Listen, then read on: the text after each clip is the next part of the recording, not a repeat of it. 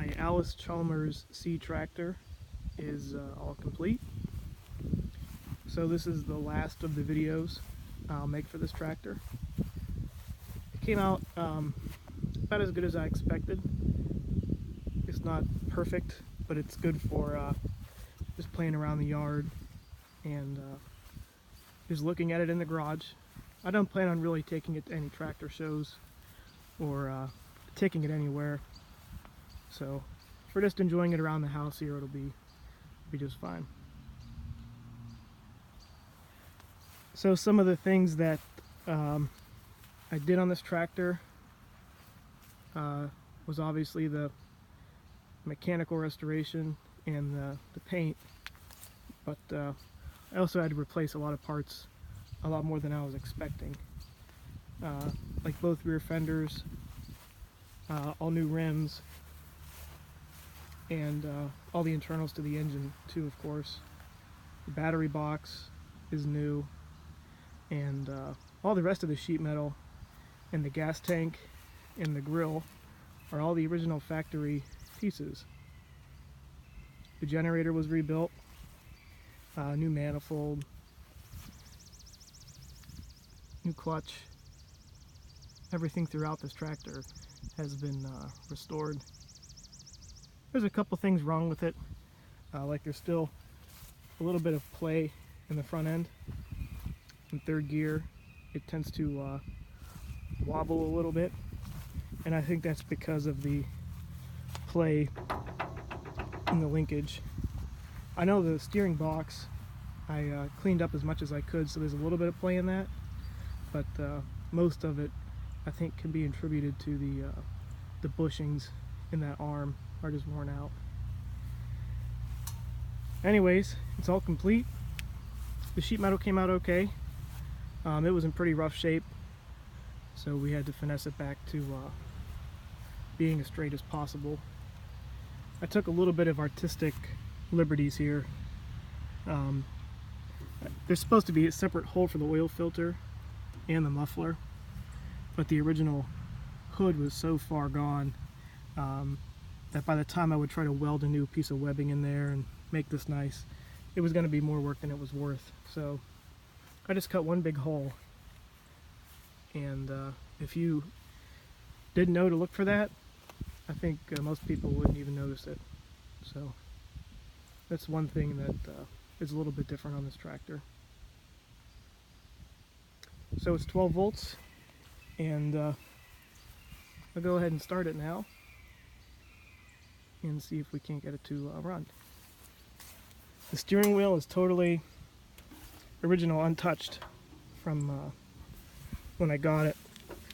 I figured I would just leave it as is. It's weathered, and a new wheel would only cost like 30 bucks, but it's kind of neat to see that of all the pieces on this tractor, the steering wheel is still the original. So go ahead and start it up. When it starts, it surges a little bit. I think the governor spring probably should be replaced, but once it's warm, the surging stops. So I've just been dealing with it for now.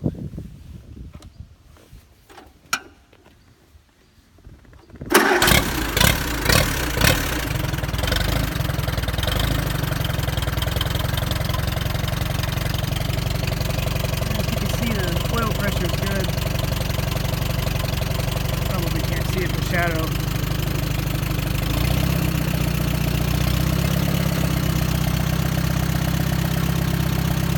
Turn it around so we can see that oil pressure gauge.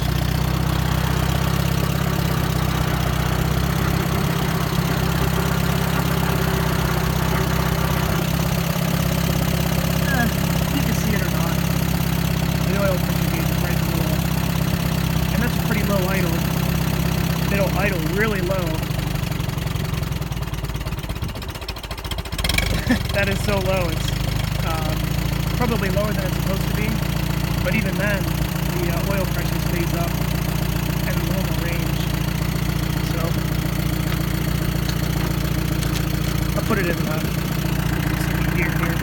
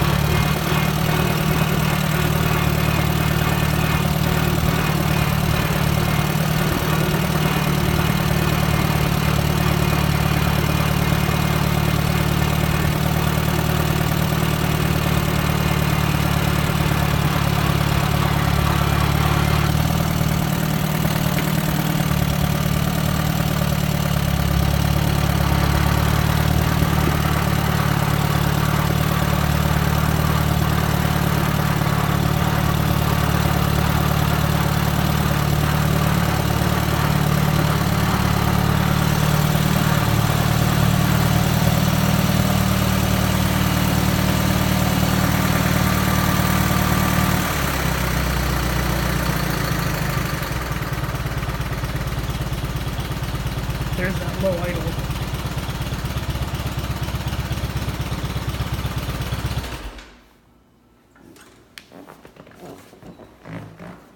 Turn some lights on.